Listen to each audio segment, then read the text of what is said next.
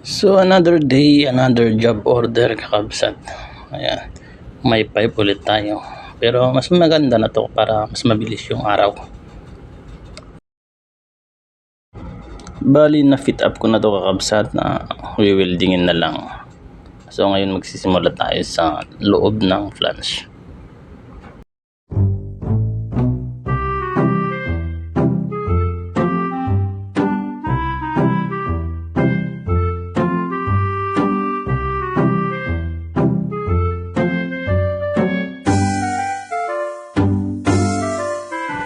Yan, okay yan. Tapos na yung kalahati ng unang flange. Ngayon ikutin lang po natin. Ikutin lang natin ng kaunti para sa kabila naman magsasalubong yung hinang po natin.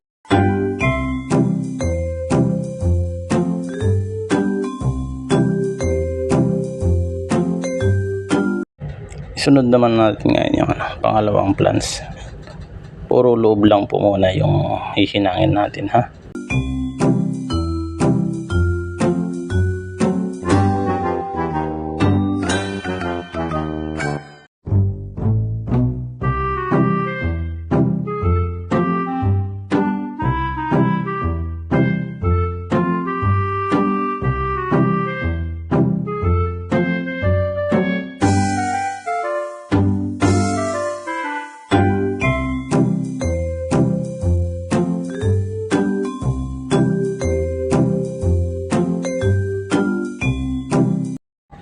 Pagkatapos nyan, ngayon sisimulan naman natin yung labas ng flange. Bali ang pinantitira ko lang pala talaga dyan kakabsat is 60-13.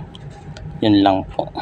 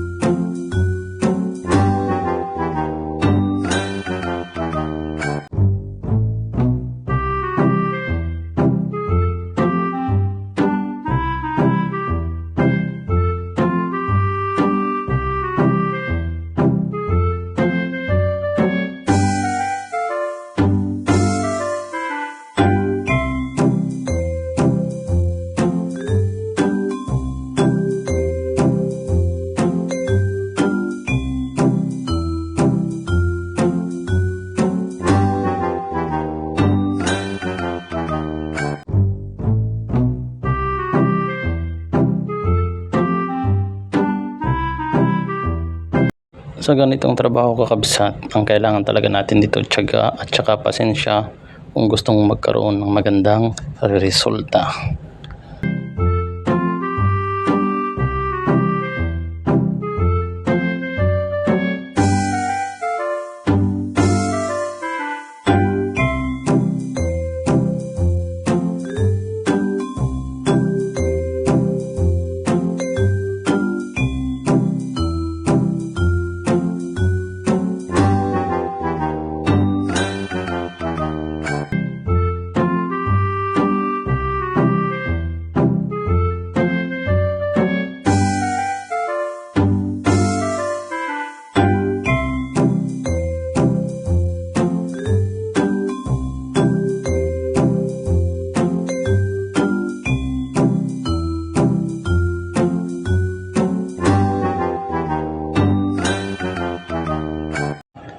Payong kabakal lang kabsat, lalo na sa mga nagsisimula sa ganitong klase ng trabaho.